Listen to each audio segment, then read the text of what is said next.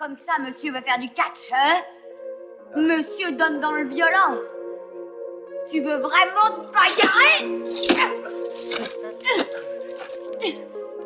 Quel abruti tu fais. Tu as peur de ton ombre. Tu veux que je te dise? T'es un vrai locteux de basse-cour. Avec tes yeux de mouton, ton air con, ta bande de bizarres. T'es vraiment une merde. Salut, je suis au Delaware. Tu aimes les films sur les gladiateurs? Vous avez peut-être raison, docteur. Et dans ce cas-là, je vous plains. Car vous êtes tout ce qu'il y a de plus triste et de plus étranger à la vie. Un crétin! Oh non, un bourgeois.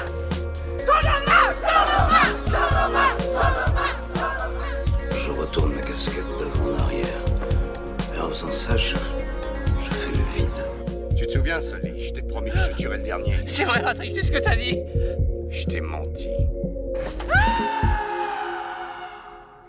Et donc du coup, on va passer au gros morceau de ce dossier, j'ai nommé Starship Troopers, et pour vous mettre dans l'ambiance...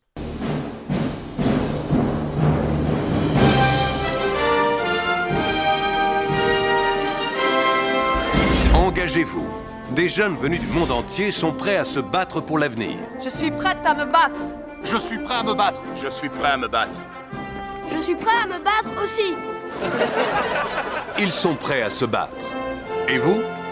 Engagez-vous dans l'infanterie mobile et sauvez le monde. Service planétaire, citoyenneté garantie. Bon, et ben les gars, je vous avais fait un petit teasing avant l'émission. Il s'avère que j'ai un invité surprise pour ce podcast.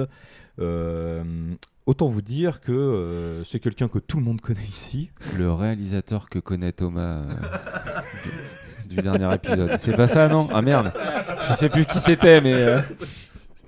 Je l'ai perdu, mais... je l'ai perdu aussi. C'est pas grave, bon, si vous savez, mettez-le en commentaire. Voilà, c'est ça, écrivez-nous. Et du coup, bah là, je vais vous lancer sur une dizaine de minutes d'un invité surprise qui a tenu à s'incruster dans cette émission pour nous parler de Starship Troopers. Donc, merci beaucoup à tous les gars, un grand plaisir de vous avoir tous Merci pour l'invite. Carrément, tu reviens quand tu veux de toute façon Alex, c'est un grand plaisir. Trop bien. Regarde Paul Verhoeven, Alex. Alors, j'ai regardé Starship Troopers, j'ai trouvé ça nul à chier. Pas de l'émission. Salut tout le monde. Alors, pourquoi est-ce que Starship Troopers, j'ai trouvé ça nul à chier? Pas facile comme question. Voilà pourquoi, pour m'aider à y répondre, et comme l'union fait la force, je serai accompagné tout du long de cette chronique par Paul Verhoeven. Bonjour, je suis Paul Verhoeven. Il est hyper sympa comme gars. Vous voulez une glace à la gaufre? Mais par contre, il fait des films des fois... Déjà, on va remettre un peu de contexte, parce que je pense que l'opinion qu'on se fait d'un film est toujours liée au contexte dans lequel on l'a découvert. Deuxième confinement. Je lance par pure curiosité Alien, directed by Ridley Scott. Et je commence à me prendre un peu de passion pour les films cultes avec des grosses bébêtes. J'enchaîne sur La Mouche, The Thing, Predator, nul à chier d'ailleurs aussi, j'ai pas du tout aimé, mais bref, j'enchaîne grosse découverte sur grosse découverte, jusqu'à ce que tous les astres s'alignent sur un film. Au travers des retours que je fais à mes amis cinéphiles plus spécialisés que moi dans le domaine film culte à grosses bébêtes. 100% des cas, l'intégralité des réponses que j'ai eues, ça a été... Et du coup, est-ce que t'as vu Starship Troopers? Tiens, Starship Troopers, ça veut dire quelque chose si t'as commencé à parler. Mec, c'est dingue que tu...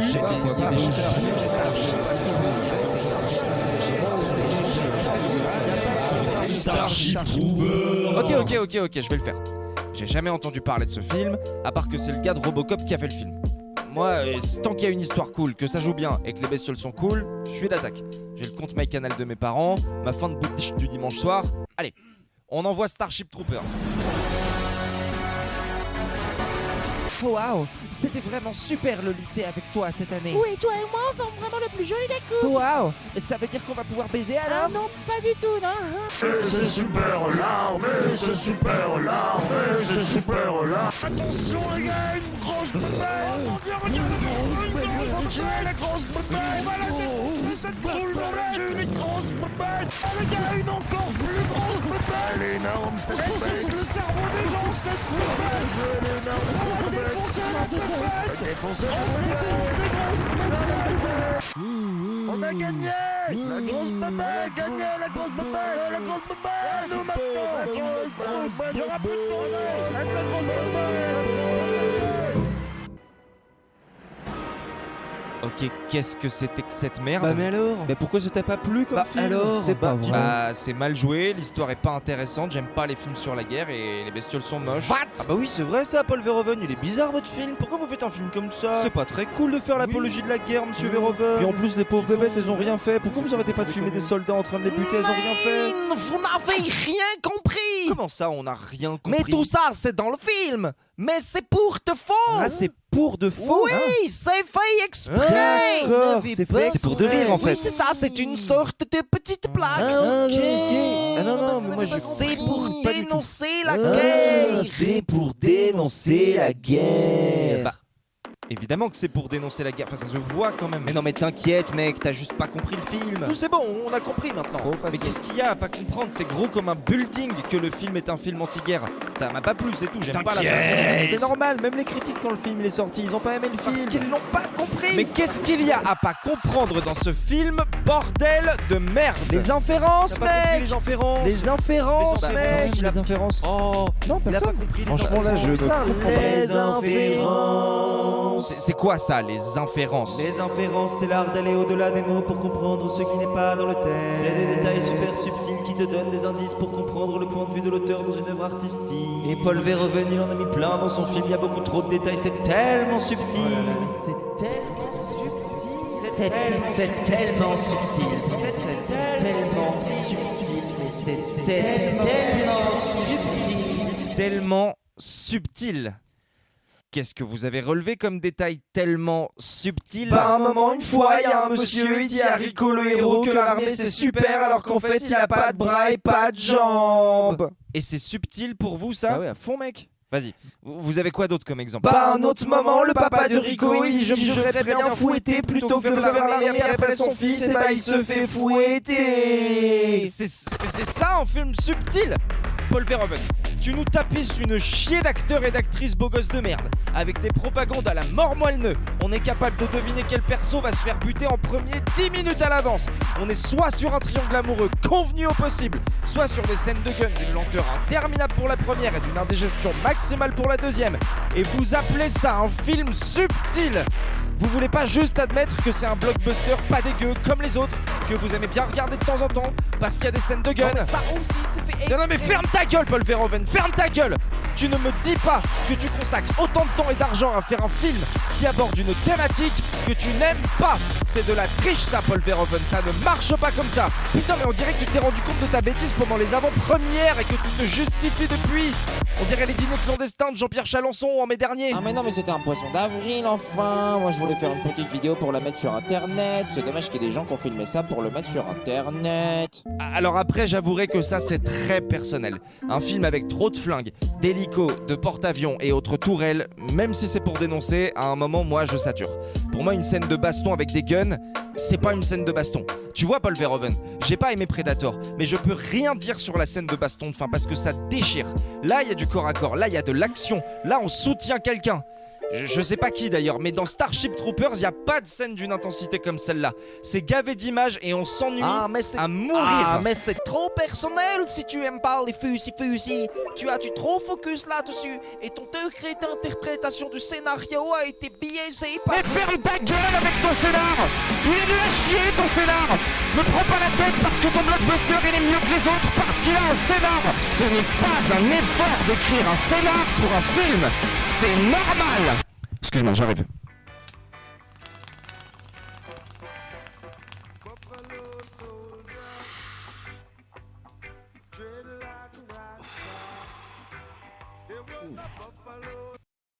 Bon, ça va mieux. Alors, on va se calmer 5 minutes. Évidemment, Starship Troopers n'est pas une merde, me faites pas dire ce que j'ai pas dit. La merde, au moins, ça part à la chasse d'eau, mais le problème avec ce film, c'est qu'il est resté dans les annales, alors que c'est pas un bon film. Quand je pense, Mesgo, quand je pense que quand je t'ai parlé du film et que je t'ai dit que je l'avais pas aimé, t'as osé me dire que Paul Verhoeven c'était un cérébral? Un cérébral? Paul Verhoeven! J'ai fait un film sur un policier qui te fait un robot, j'ai appelé ça robot policier. Tu te fous de ma gueule, Mesgo? Putain, mais mec, regarde jamais un film de Jean-Luc Godard, hein. Tu vas péter les plombs, mec. Là, il y a des répliques et tout, attention, hein. Starship Troopers, more like crap shit poopers. Oui, non, là, tu vas un peu loin, par contre. Je suis un peu de respect pour Paul Verhoeven, hein. Ça m'a un peu blessé. Je sais qu'il est hollandais, mais il est vieux. Ok, allez, Alors, un peu de vas-y, respect, raconte d'accord? On oublie l'histoire. Les images, c'est hyper bien filmé. Les décors sont immenses. On est en immersion de fou. Les arachnides sont dégueulasses. J'en ai aucune sympathie envers ces empaffés d'arachnides. C'est censé être les méchants au début, les gentils à la fin. Pour moi, c'est les méchants tout le temps. J'ai regardé ce film pour voir des bestioles.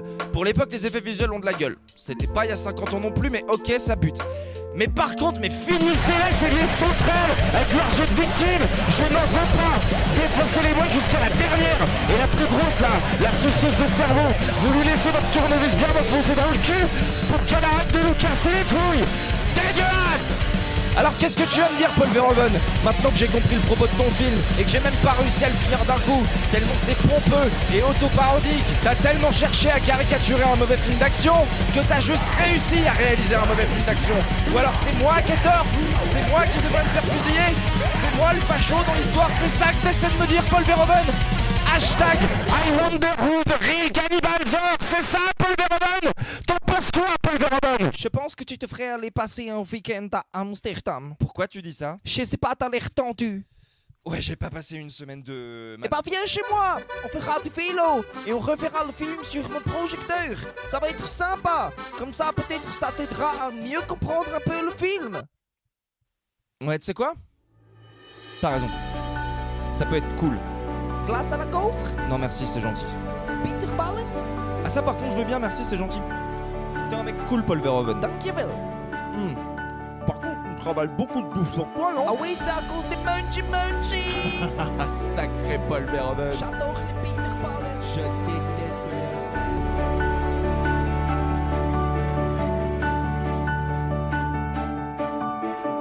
Enfin voilà pourquoi j'ai trouvé que Starship Troopers c'était nul à chier. Ciao.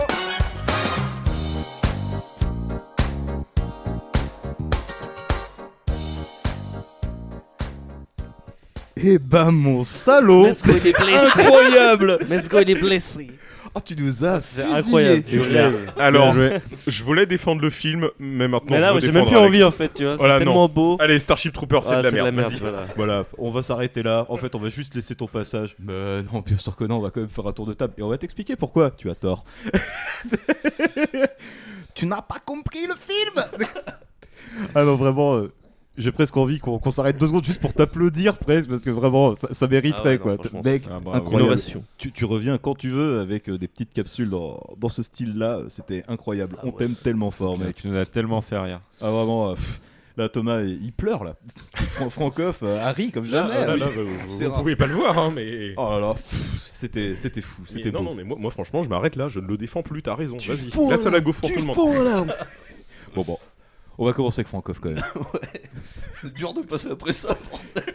Ouais, mais bon, c'est le jeu. Oui. C'est le jeu. Si tu veux, je peux passer en premier autrement. Non, c'est bon. Alors, celui-là, j'ai dû le voir 3 fois dans ma vie, je pense. Celui-là, je l'ai revu une dernière fois il y a 4 mois à peu près, je crois. C'est quand tu nous avais filé le passage et je l'ai pas revu depuis. D'accord. Mais après, par contre, en vrai, c'est un film que j'adore. Clairement, c'était ce que je disais tout à l'heure. Du coup, avec les passages télévisés, les voulez-vous en savoir plus et tout, il pue la propagande dedans, genre tous les, comment dire. J'ai l'impression qu'un peu tous les films qui jouent, non, peut-être pas tous, mais une bonne partie des personnes que tu peux trouver dans ce film, des acteurs, pourraient jouer justement dans les,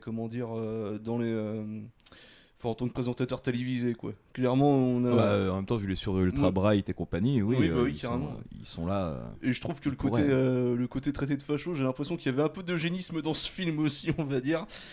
Ça, on pourra en reparler plus tard. Au niveau du casting et tout.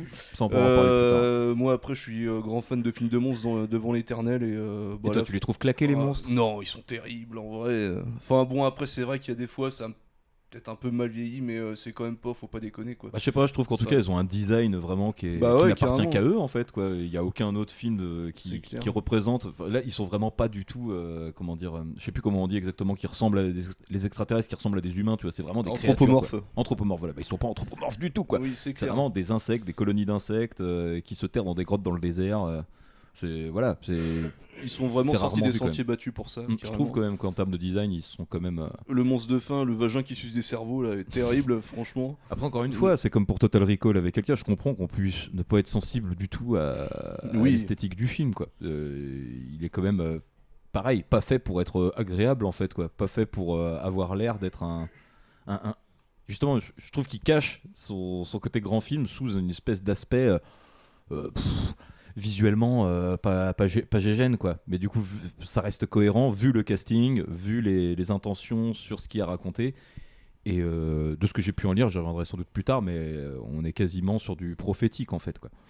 Mais enfin, voilà, quoi. Moi, c'est ce que j'en pense. Et encore une fois, je respecte l'avis de tout le monde. Et Chico, il me semble que toi, tu as déjà aussi plus de réserves sur le film que, par exemple, je pourrais en avoir. Alors, déjà, j'ai pas l'affect de l'avoir découvert beaucoup plus jeune, comme un Total Recall ou un Robocop.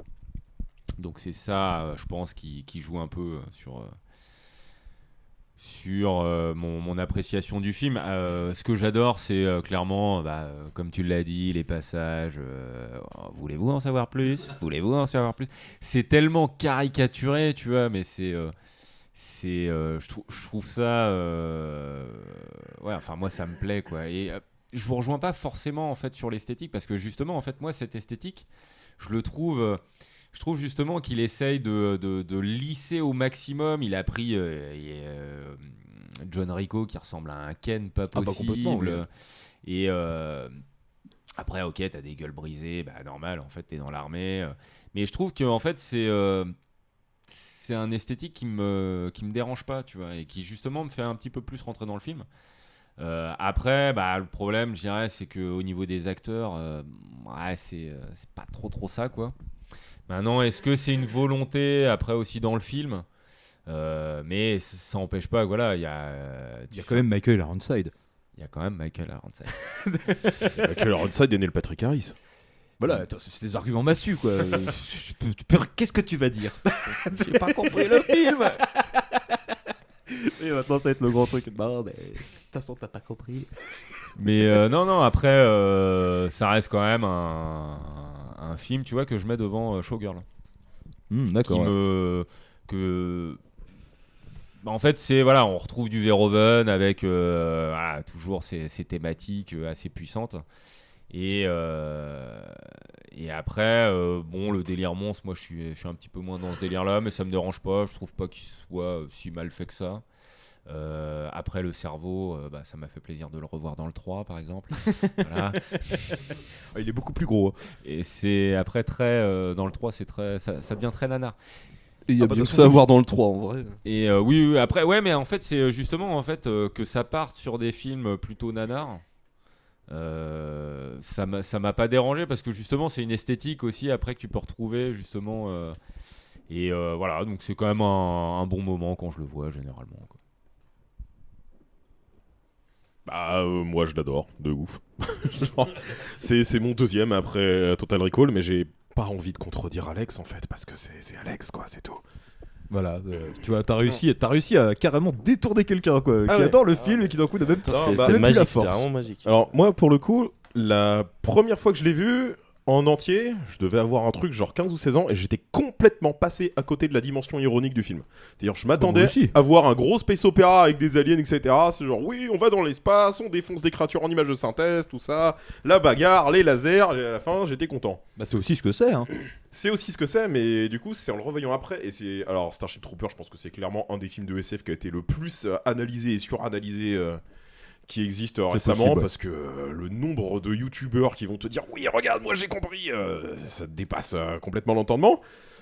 Mais alors tout le côté film scindé en deux parties, genre première partie propagande, sourire Colgate de beau gosse dans les vestiaires, regardez blabla on est tous amis etc, complètement lisse et avec juste quelques petits moments de foreshadowing qui vont te dire que en fait tout ça c'est du faux. Puis en filigrane la violence encore une fois, quoi. Oui. En filigrane vraiment tu la vois, mais tu l'assimiles pas comme étant de la violence en fait. Quand tu regardes la première partie du film, la propagande est tellement bien faite, je trouve, à l'intérieur même du film, qu'au final. Et où on te vend les trouves ça insectes normal, quoi. comme. C'est je sais pas quoi. gros méchants. Enfin, ils disent genre, oui, c'est des gros méchants, c'est littéralement une colonie de fourmis qui envoie des météorites sur la Terre. Voilà, genre, non, ils envoient pas des météorites du tout, calmez-vous. Et maintenant, on remplace les insectes par une certaine catégorie d'humains sur la planète Terre. Bah, moi, c'est là aussi où je voulais en venir. Les Russes. Un des trucs que j'ai le plus Ah, lu. les Russes en ce moment, oui. Un des trucs que j'ai le plus lu, et notamment dans le super hors-série de Mad Movies sur Paul Verhoeven, sur lequel je me suis beaucoup appuyé pour préparer l'émission. Il a quand même la grosse lecture qui ressort de Starship Troopers, c'est son côté un peu anticiper la deuxième guerre du Golfe, quoi. Concrètement, en termes d'image, en termes de comment ça s'est fait, compagnie avec le délire du journaliste de CNN qui est sur le terrain dès la première seconde du film, en fait, au plus près des combats, machin, qui se fait zigouiller. Oui. Tout ça, il y a un message clair envoyé sur le côté invasif des États-Unis. Et quand tu prends la destruction de Buenos Aires, puis la réplique qui en suit sur la planète des arachnides, beaucoup, en tout cas, d'analystes ciné les plus sérieux, entre guillemets, te parlent de l'attaque du 11 septembre et des conséquences que ça a eu derrière, avec une attaque sourde et aveugle sur une population, et on attaque tout le monde quand on se pose même pas la question, et pour des intérêts en fait qui dépassent les intérêts, la connaissance des soldats sur le terrain. Et ça, on le voit bien dans la scène où ils doivent défendre un fort, et en fait, tu te rends compte que cette mission n'a servi à rien, en fait, si ce n'est à savoir que sur cette planète, il y a le gros cerveau et compagnie. Et ça, c'est su par les grosses autorités, mais on t'envoie quand même des mecs en chair à canon juste pour préparer le terrain. Alors qu'on voit bien, juste littéralement 5 minutes avant, que juste avec des avions qui défoncent tout, ça fait le boulot. Exactement. Et en plus, si jamais je me trompe pas, donc là, Starship Trooper, le film, c'est un gros pamphlet antimilitariste extrêmement sarcastique, mais le bouquin duquel il est tiré, donc Étoile garde à vous, là par contre, c'est du gros fascisme au premier degré. Exactement. C'est ça le truc en fait aussi avec l'adaptation de Starship Troopers, c'est que c'est basé sur un matériau qui lui pour le coup est hyper fasciste, quoi. Le mec qui a écrit Étoile garde à vous, c'est un truc premier degré. Après, j'avais entendu parler, j'ai plus le nom de l'œuvre là malheureusement, mais déjà à l'époque en fait, il y a un mec qui avait écrit un bouquin l'inverse de Starship Troopers, l'inverse de Étoile garde à vous en fait. Et le film en fait serait plus une adaptation de ce bouquin là que d'Étoile garde à vous. Justement, c'est un bouquin qui se moquait complètement justement du côté fascisant du truc et qui le ridiculisait, quoi. Et là, il y a un côté vraiment, on ridiculise totalement ça dans le film, et rien que par le casting justement. Les Denise Richards, le mec qui joue John Rico, Casper Van Dien, c'est des mecs qui ont joué que dans des séries à 2 balles et on les a pas pris parce que c'était les plus grands acteurs, on les a pris parce qu'ils avaient une plastique parfaite et que c'était vraiment Ken et Barbie partent à la guerre, et c'est un peu ce qui est arrivé à une catégorie d'Américains dans les années qui ont suivi le 11 septembre, quoi. C'était vraiment des petits mecs d'un peu partout, machin, et puis c'était de la chair à canon, et puis l'intérêt était autre que ce qu'on leur racontait pour aller faire la guerre. C'est pour sauver notre pays, c'est pour sauver le monde. Vas-y, sauve le monde. Par contre, nous, pendant ce temps, on a d'autres petits plans derrière la tête et on va se servir un peu à droite à gauche. Je trouve que là-dessus, le film est malin, et en plus, ce que j'en ressort, c'est il a été mal compris, mais à dessein.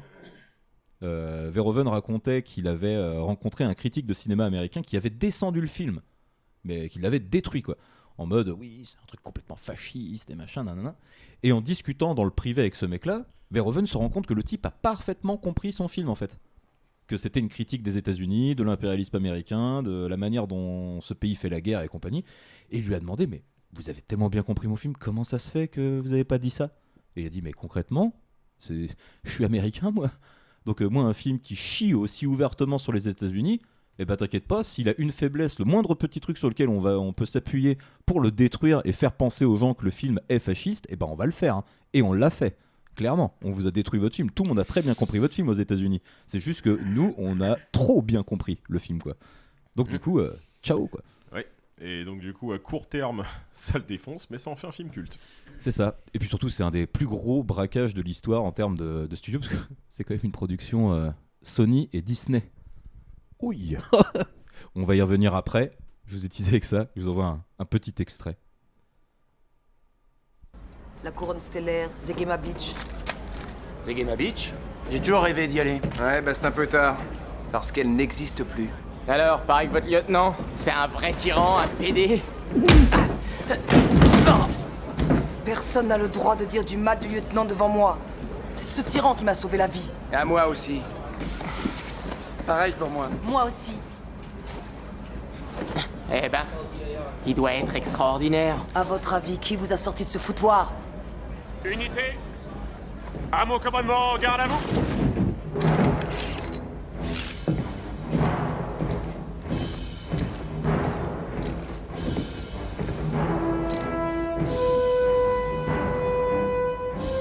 Je m'adresse surtout à vous, les Bleus. J'ai une règle d'or et une seule. Tout le monde se bat, personne ne se barre. Le premier qui se dégonfle, je le descends. Est-ce que c'est compris? À vos ordres, lieutenant! Bienvenue chez les francs-tireurs. Les francs-tireurs de Ratchet! Repos! Et donc oui, comme je vous disais, c'est un sacré braquage ce film, parce qu'en fait, faut savoir que c'est Sony et Disney qui l'ont produit. Et en fait, ce film, en l'état tel qu'il est, il aurait jamais dû sortir dans un contexte de production normal. Mais il s'avère qu'en fait, à l'époque, c'est Sony qui porte la plus grosse charge du film, on va dire. Disney, il passe par Touchstone pour rajouter un peu d'argent au projet. Et en fait, Sony, pendant cette période-là, change 6 fois de direction. Et donc, pendant tous ces changements incessants de direction, le film est jamais remis en cause, en fait. Personne ne va vraiment voir ce qui se passe, les directions se succèdent. Et arrivé au bout du truc, le film, il est fini, prêt à être distribué. Et les mecs, ils avaient plus le choix, ils avaient signé des engagements et compagnie, et ils ont sorti le film tel que Verhoeven le voulait. Un braquage énorme, parce que sinon, s'il n'y avait pas eu ce bordel incessant chez Sony, le film ne serait jamais sorti en l'état, quoi. Et il est aujourd'hui sur Disney+. Ce qui est un petit peu complètement cool. Mais ils l'ont vu ou pas? Je suis pas sûr. Je suis pas certain. Ils ont pas compris le film. Ils ont pas compris. Et toi, Alka, du coup, le film, qu'est-ce que t'en as pensé? Du coup, moi, en fait, pas entendu j'ai vu que 2 fois. Une fois quand j'étais petit, et de là a commencé ma haine pour les moustiques. Parce que je les voyais comme des gros moustiques en fait. Mais du coup, à partir de là, je me suis mis à chasser tout ce qui bougeait. Et sinon, je l'ai revu, pareil, il y a 4 mois, je crois, un truc comme ça là-bas, ici d'ailleurs. Oui, c'est possible, on s'était fait. Bien cool, c'était comme Thomas au début, le premier visionnage, j'avais pas vu tout. Je pense qu'on a un peu presque tous, en tout cas ceux qui l'ont vu jeune, c'est forcément ce truc-là. Premier coup, tu le vois, tu dis waouh. Tu voulais voir juste la guerre, les machins, les gros insectes. Et puis voilà, donc j'avais passé un bon moment, mais voilà, je suis obligé de m'incliner devant la capsule de d'Alex, pardon. Ah non, mais Alex a été très très fort. Franchement, c'était très beau. Mais ça n'empêche que je pense que là, on lui a apporté quelques petits détails qu'il devait pas avoir malgré tout. Franchement, je pense qu'il les avait. Je sais pas. On va dire que non. Il va te faire une deuxième capsule. Ne le laissez pas gagner. Ça t'a blessé. Non, on va dire que non, et comme ça, il va en faire une deuxième. C'est subtil. Potentiel running gag, ce truc-là. Potentiel, il revient. Ouais. Débunk mon film, Alex, vas-y, je suis prêt. La capsule. Et donc, du coup, on va aller sur les infos triviales, on va dire, sur le film. Il a coûté 95 millions de dollars. Il en a rapporté 54 aux États-Unis. Donc, c'est une belle plante pour les États-Unis. Sachant que quand un film ne marche pas chez eux, pas dit qu'ils en produisent d'autres. Et pourtant, bizarrement, il y en a eu d'autres, des Starship Troopers. Et il finit à 121 millions de dollars mondial, mais c'est un échec, quoi. Grosso, ils le prennent comme un échec, et c'est la vidéo qui a sauvé le film, parce qu'il n'est pas resté très très longtemps à l'affiche. Faut savoir qu'il est sorti en compétition avec un petit film de l'époque qui s'appelle Titanic, qui a fait vraiment tout, qui a pris toutes les entrées à ce moment-là. Donc du coup, il est passé complètement à l'as, quoi. Et moi, pour l'anecdote, je l'avais découvert en location vidéo, soirée pizza, c'était n'importe quoi. Tu découvres ça à 10 ans. T'as envie de t'engager, hein. Okay. Il n'a pas compris le film. Il n'a pas compris. Mais du coup, là pour Paul, c'est l'échec de trop. Et pour le projet qui suit, c'est ça, l'échec de trop. Et pour son prochain film, il aura beaucoup moins les coups des franches. Et pourtant, le film reste pas inintéressant. Et on va en parler juste après avoir écouté la musique de Starship Troopers.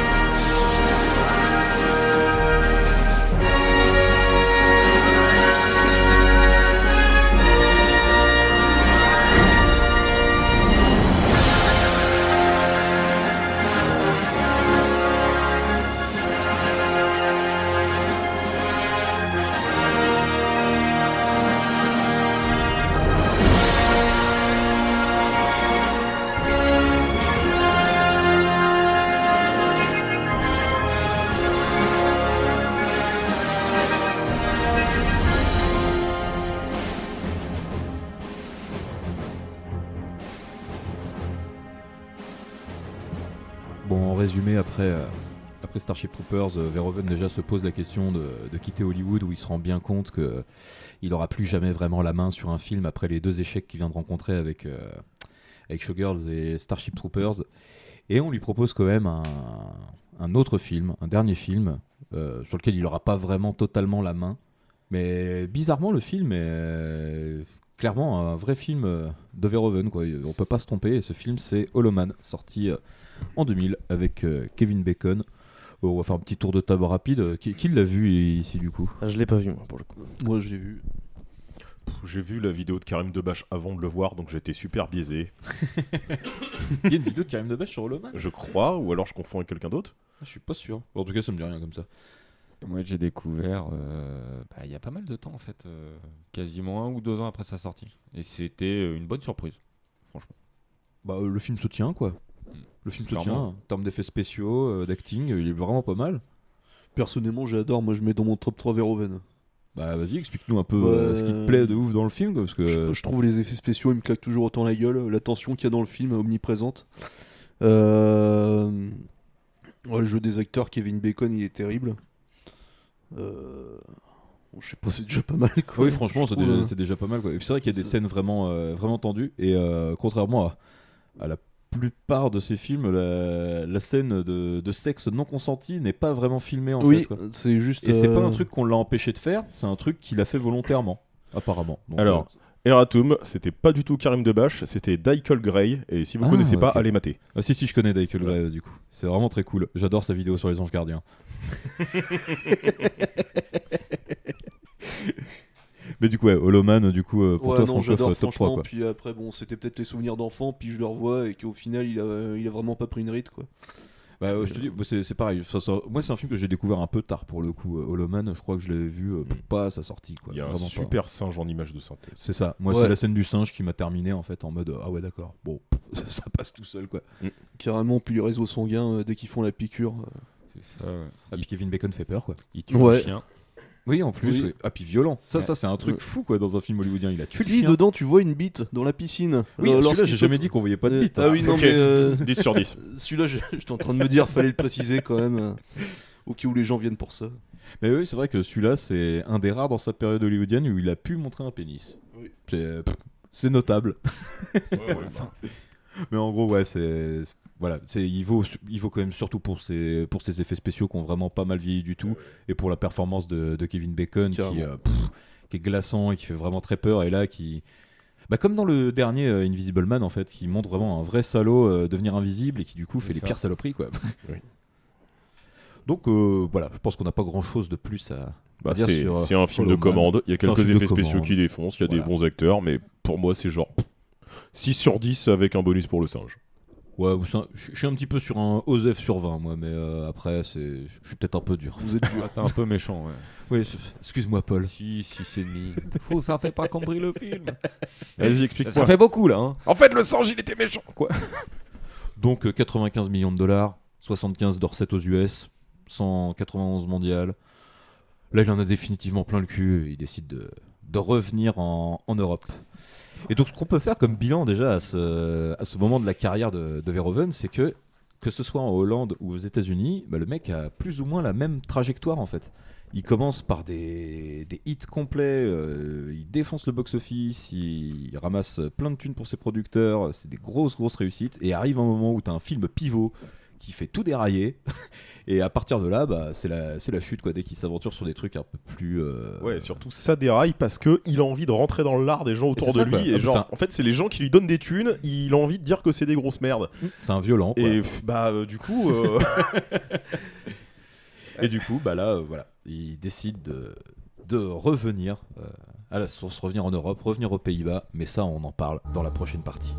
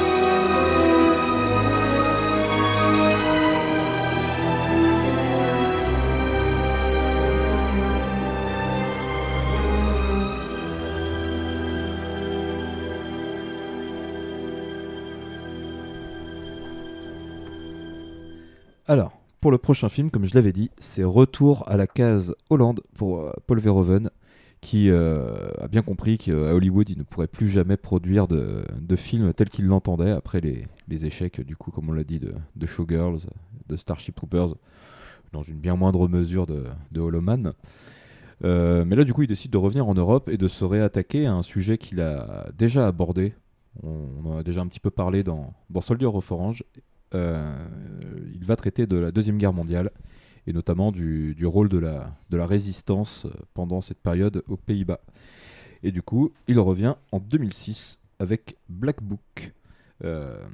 Du coup, qui est un film qui se passe pendant la Deuxième Guerre mondiale en Hollande. On suit une jeune femme juive qui survit pendant l'occupation allemande. Un jour, un inspecteur se pointe chez elle et lui disant qu'ils ont été repérés, qu'il faut absolument fuir la zone pour rallier un autre pays. Je ne sais plus exactement lequel c'est, là, sur le moment. Elle se rend à ce rendez-vous avec sa famille et compagnie, et il s'avère c'est un guet-apens. Ils se font tous fusiller sauf elle. Elle est plus ou moins recueillie, on va dire, par la résistance hollandaise, plus ou moins bien accueillie, on va dire. Et ils se rendent compte, en fait, cette nana est une très bonne chanteuse et qu'ils pourraient bien pouvoir se servir d'elle pour aller faire de l'espionnage au cœur même de l'appareil d'État nazi. Et du coup, elle est envoyée en mission d'infiltration là-bas pour surveiller un général nazi, justement. Et elle va finir par tomber amoureuse de lui et les plus sombres personnes ne sont pas nécessairement celles que l'on pourrait croire dans ce film. Encore un film sur les apparences. Je vous balance un petit extrait et on en débat juste après. Mademoiselle Stein, je sais que vous êtes là. Les soldats allemands ont trouvé un laissez-passer à votre nom dans les décombres de la ferme. Maldring, les Boches savent que tu naviguais dans les parages. Ils ont relevé l'immatriculation de ton voilier. Qui raconte ces bobards? Fais pas l'innocent. Tu sais, les chleux, ils comprennent vite. Il y a une juive qui disparaît et tu es la seule personne dans les environs qui ait pu l'aider. Pourquoi tu es venu? Pour vous avertir. Il faut fuir avant qu'ils débarquent. Ils vont déporter la demoiselle en Pologne et la Gestapo te mettra en tôle, toi et ta famille, pour avoir aidé une juive. Et comment avez-vous obtenu tous ces renseignements? Le rapport des Boches s'est trouvé à La Haye, au bureau de la police. Ensuite, ils nous l'ont transmis. Nous? C'est qui, nous? Nous, c'est nous. Et dites-vous bien que c'est une chance qu'il y ait des patriotes dans la police. Vous n'avez qu'une chose à faire. Et sans tarder. Fuir. Bonne nuit.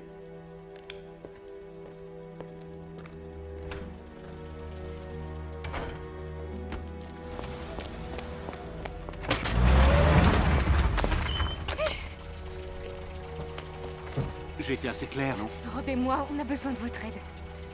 Nous, c'est la résistance, n'est-ce pas? Vous en faites partie. Notre sort est entre vos mains. Je peux vous aider, mais c'est dangereux. C'est un risque que nous prenons. Vous pouvez pas nous planter là, s'il vous plaît. Il y a un passage à travers les marais de la Bisbosse, et de là, on peut rejoindre la Belgique. Évacuer? Maintenant? Mais ce serait de la folie. Bientôt la Hollande sera libérée dès que les Alliés seront là. Les Rosbifs se sont fait battre à plat de couture à Arnhem il y a environ une semaine. Alors soit je vous emmène demain, soit vous vous débrouillez tout seul. Attendez. On vient demain. Je passerai vous chercher demain à 2h. Préparez-vous. Et du coup, pour commencer ce petit tour de table autour du film, Chico, toi, il me semble que tu es assez mitigé sur Black Book. Ouais. Ouais, j'ai trouvé les 30 premières minutes un peu longuet. Un peu téléfilm voilà, sur les nazis et compagnie. Téléfilm M6, que tu disais. Ouais, alors après, voilà, le truc en deux parties, grand classique du dimanche après-midi. Pour ceux qui connaissent le truc. Mais après, niveau esthétique, c'est quand même un petit peu mieux qu'un téléfilm. Hein. Faut reconnaître. C'est quand même bien filmé. Voilà, le talent de Verhoeven. Il y a des moyens quand même. Mais après, une fois que ça commence à se lancer, une fois qu'elle arrive à la commandante tour, pour faire son job d'espionne. Son job d'espionne. Là, ça se lance et après, il est plaisant. La fin, elle est géniale, franchement. Et ouais, non, c'est en plus, ça, par contre, ce qui est intéressant, c'est que ça dénote un peu des films qu'on peut avoir sur les nazis, voilà, les méchants nazis et les gentils résistants. Et les gentils résistants. Là, voilà, on a bah, comme tu disais, l'humanité. On voit bien des gens qui essayent de s'en sortir, peu importe de quel camp ils sont. Des gens. Des gens qui sont un peu suiveurs, voilà, et puis après, franchement, c'est un film plaisant quand même, quoi. Je pense que tu as utilisé le bon mot en fait. Je trouve que c'est un mot qui définit bien ce film. C'est qu'est-ce que tu es prêt à faire pour survivre en temps de guerre, quoi.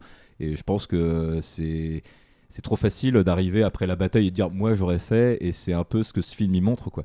C'est de dire ouais, c'est un peu facile de se placer une fois que tout est passé, dire oui, moi j'aurais été un fier résistant, j'aurais forcément défendu la patrie, machin, nan. C'est peut-être pas aussi simple que ça, tu vois. Des fois il y a des circonstances qui t'y amènent ou qui t'amènent de l'autre côté, et machin, et que voilà, c'est pas pour excuser les actes des uns et des autres, mais c'est de dire que dans un temps de guerre, quand même, c'est la barrière morale, c'est quelque chose qui existe plus quand il est question de survie, quoi.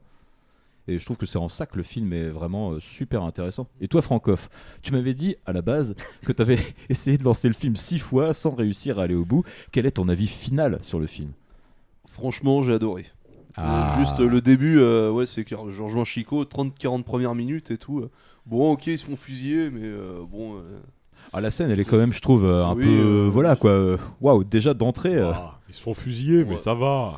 Enfin, puis ils se font fusiller, ils se font abattre, quoi. Oui. Comme des animaux, quoi, un peu. Exactement, des lapins sur un radeau. Complètement, quoi. C'est glaçant. J'ai vu mieux dans Rambo 4. Il place la barre à Rambo 4 direct. Vous avez des armes ? Vous ne changerez rien. Du coup, vraiment long à se mettre en place, mais par contre, après, une fois que c'est mis en place, justement, c'est la meilleure découverte avec Showgirls pour moi. Ah bah, clairement pareil. Et c'est un film que j'ai mis du temps à lancer, quoi. Parce qu'à chaque fois que j'arrivais dessus sur la filmo, je crois que c'est le dernier film que j'ai vu de toute la filmo, quoi. En mode, oh, il dure plus de 2 heures. Oh, est-ce que j'ai 2 heures à passer devant un film de guerre, Deuxième Guerre mondiale, on a déjà vu. Bah au final, j'ai pas vu tant de films de guerre qui abordent la Deuxième Guerre mondiale comme ça, quoi. C'est super intéressant. J'adorerais, vraiment, je sais que c'est quasiment impossible, mais le même film sur la résistance française, franchement, moi je serais repeint, mais comme jamais, quoi. Mais ils oseront jamais faire un truc comme ça, j'y crois pas une seconde. Ça passe pas le CNC, ça. Et toi, du coup, LK, on a une anecdote justement par rapport à ce film que je trouve assez rigolote. Tu m'avais dit que une de tes ex... Dans ton terrain, le nom... Voilà. C'était son film préféré, absolument. Et vu qu'on s'entendait pas trop, ça m'a fait bizarre. Quand vous avez un lien quand même, vous avez un point commun. Tu ne peux pas le nier. Je ne peux pas le nier. Mais du coup, je l'ai vu qu'une fois en sa compagnie. Et donc, je me rappelle pas des détails. Je me rappelle juste que j'avais bien kiffé. Donc, j'avais été agréablement surpris parce que je m'étais dit oh lolo. Je crois que c'est typiquement le film où tu te dis oh lolo quand tu le lances. Tu te dis oh lolo. Il y a même pas Hitler dans le film. Ça va être un Pearl Harbor. Ah, ça, c'est une question de point de vue. Moi, je te dis qu'il y a Hitler dans le film. Ça va être un Pearl Harbor bis un peu, tu sais, en mode. Ouais, c'est ça. Franchement, fait par un autre réalisateur, ça pourrait vite tourner à ça, quoi. Ouais, clairement. Parce qu'au final, il y a un côté romance aussi dans le film, mine de rien, qui se crée entre justement la nana jouée par Clarisse Van Houten et l'officier nazi, qui est incroyable. Elle aurait dû être tendue à la libération. Le cacao. Bah, c'est pas loin de lui arriver, finalement.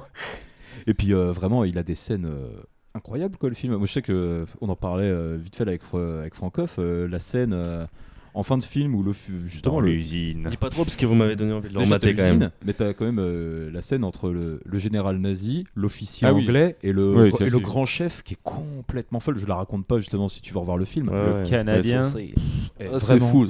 Vraiment, cette scène, elle est glaçante. Elle est glaçante et j'en dirai un peu plus après sur tous ces trucs-là, mais il a vraiment des scènes très fortes. Là où tu t'attendrais à un film très classique, tu vois, comme tu disais, ça fait très classique au début. Tu t'attends vraiment à une reconstitution classique. À mon beau-fils, quoi. Toujours fait comme ça. Ouais, quand même. Pas pour autrement. Un deuxième petit extrait et on revient pour faire les détails, on va dire, sur le film. Die Fahne hoch, die Reihe fest geschossen.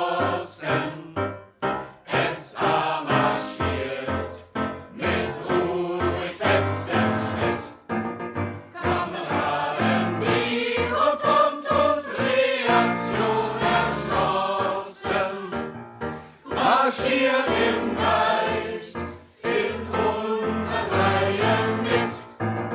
Kameraden, ihre Front und Reaktion erschaut.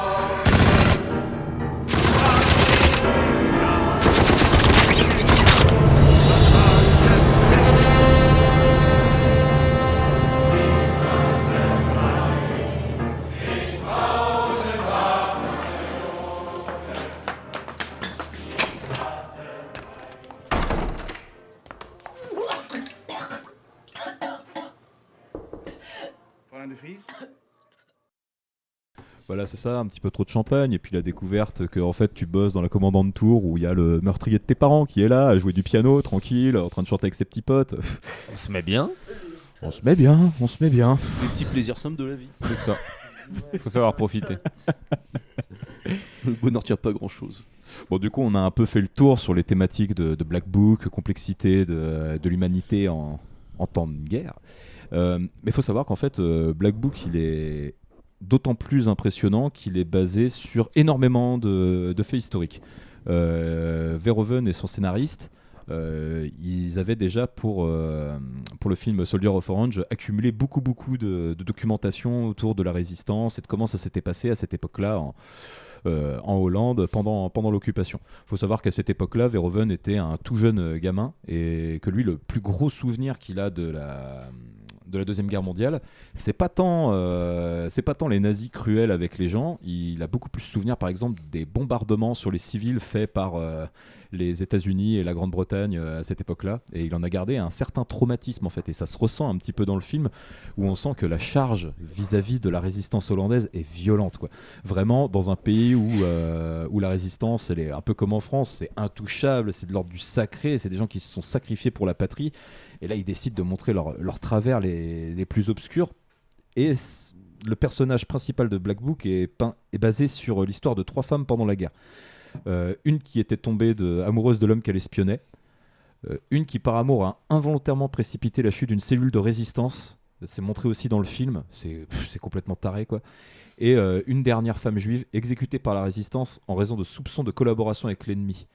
La résistance a fait exécuter cette nana-là et elle a dit qu'en gros elle avait fait ça, de tous ces trucs-là, qu'elle avait un peu fricoté des deux côtés pour survivre justement. Et tout ça, c'est pour ça que ça se retrouve vraiment beaucoup dans la thématique et dans tous les dialogues, dans toutes les situations du film. Et pour moi, ça rend le film vraiment très très intéressant. Encore une fois, à quand le même sur la résistance française.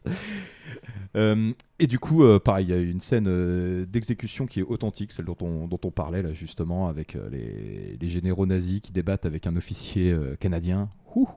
Bah, bon courage pour la prendre celle-là comme scène, parce qu'elle vous fera perdre foi en une partie de l'humanité. Ah non, on suit les règles. Hein. Tout de même, quand même. La scène finale également du film, c'est un truc qui est assez impressionnant, je vous la divulgage pas, mais alors clairement, si vous voulez voir le film, c'est une scène à voir absolument, le film est à voir absolument limite que pour cette scène, tellement elle est subversive, quoi. Elle est subversive. Et du coup, j'ai une petite anecdote de Paul Verhoeven. En gros, faut savoir que un des gars dans la vraie histoire qui était parmi les collabos s'appelait Zondervan, un certain Zondervan, et Verhoeven s'est rendu compte au moment où il faisait ses recherches qu'à l'adolescence il était sorti avec la fille de ce collabo. Et c'est une des histoires qui est racontée dans le film. C'est complètement taré, quoi. En fait, il s'est rendu compte de ça en faisant toutes ces petites recherches pour la préparation du film, quoi. Je trouve cette anecdote complètement folle, quoi, de se rendre compte comme ça que t'es sorti avec la fille d'une collabo sur lequel t'as ranké. Finalement, t'as dû un peu aller chercher des trucs. Le mec veut faire un film sur la Deuxième Guerre mondiale et il se retrouve à affronter un truc un peu personnel au bout du compte. Quand même, quoi. Le film fait 26 millions de recettes. Il me semble que j'ai pas réussi à trouver le budget de base. Ah si, 16 millions de dollars. 16 millions de dollars, donc il fait sa culbute tranquillement pour retour en Hollande. Et faut savoir que justement ces 16 millions de dollars en font le film le plus cher de l'histoire du cinéma hollandais. Encore aujourd'hui? Ouais, encore aujourd'hui. Ah. Donc voilà, monsieur. En fait, il ne fait que des records. Et quand il débarque en Hollande, le mec, assez fou. Je vous balance un dernier petit extrait du film et on se retrouve pour le prochain. Mais arrête, tu fais mal! Tu fais mal! Oh le con, merde! Ton truc il marche pas! Évidemment, date d'expiration avril 41. Ce truc est à mettre à la poubelle. Ah bah je comprends pourquoi Van Ryn est resté conscient. Qu'est-ce qui marche encore après 5 ans d'occupation? Bon, t'as le choix. Soit j'utilise le marteau et je t'assomme, ou bien tu serres les dents un bon coup, ou alors l'agneau. L'agneau, tu con! Santé. Santé. Allez, Kez, pense à quelque chose d'agréable. J'y vais.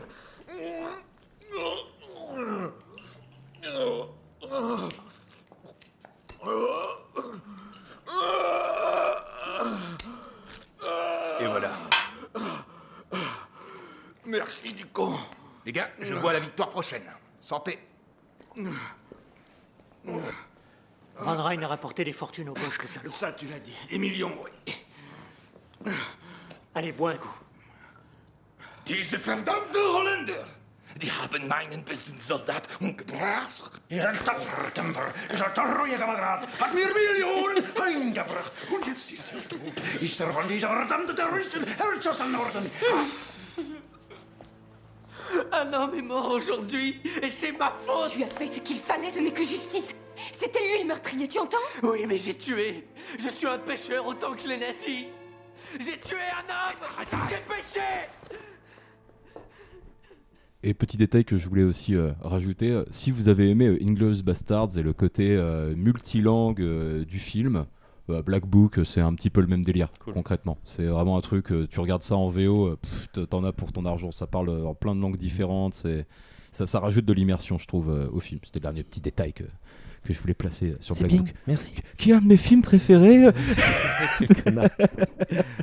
Non, là on arrive vraiment sur presque la raison pour laquelle j'ai eu envie de faire ce podcast. Déjà, il faut savoir qu'entre Black Book et ce film, il se passe 10 ans. Et dans ces 10 ans, Verhoeven, il a des soucis de santé, ça commence à être un vieux monsieur, mine de rien quand même. Il est né dans les fin des années 30. Il commence à avoir quelques soucis de santé, des projets qui se concrétisent pas. Il fait un film en Hollande en 2012, mais une espèce de truc téléfilm où il demande aux gens en fait d'écrire le scénario du film petit à petit. Et c'est un truc très spécial à regarder concrètement, parce que c'est un vrai téléfilm quoi, pour le coup, ça a une esthétique de téléfilm. On sent quand même encore une fois des petites thématiques Verhoeven et compagnie, mais c'est vraiment très très très léger, c'est totalement dispensable, hein, vraiment. Mais du coup, en 2016, il signe son grand retour avec Elle, un film vraiment très surprenant déjà, puisque c'est un film français, concrètement, produit par Saïd Ben Saïd, qui s'est fait une spécialité apparemment de relancer les anciens réalisateurs, puisqu'il a produit un film de Brian De Palma avec sa société de production, et Map to the Stars de David Cronenberg. Donc il aime bien les réalisateurs un peu sur le retour, quoi, concrètement. Et il propose à Verhoeven d'adapter un roman qui s'appelle O. Et Verhoeven prend le projet, dit j'y vais, ça m'intéresse. On lui met Isabelle Huppert en actrice principale. Et là, on est parti pour un grand tour de manège, et on vous en parle juste après. Richard, tu dirais, toi, que je suis étroite pour une femme de mon âge? Salut. Salut. Merci. Alors, quoi de neuf, Boozer? Ça va, ma doudou? Vous arrivez juste à temps pour entendre Michel ne pas me dire ce qu'elle pense de mon idée de jeu. Mais non, c'est très intéressant. Un peu, c'est intéressant. Alors, vas-y, raconte. 4 coupes. Non, une bouteille. On est dans un avenir où les chiens ont tous été anéantis par un virus. Alors les gens ont des robots chiens comme animaux de compagnie. Le joueur est le Spartacus des robots chiens. C'est nouveau.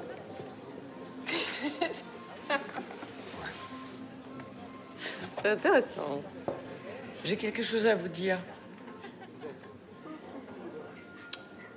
Je cherche une façon simple et naturelle de vous le dire, mais j'y arrive pas vraiment. Alors, voilà, j'ai été agressée chez moi. Je crois que j'ai été violée. Violée? Mon Dieu. En vrai? Quand ça? Jeudi à 3h. Et t'as rien dit? Eh ben, je sais pas quoi dire. Qu'est-ce qu'il faut dire? Mon Dieu. Oh, qu'est-ce que j'étais conne de vous le dire. Mais non, t'es folle. Un Piperheizig. Très bien.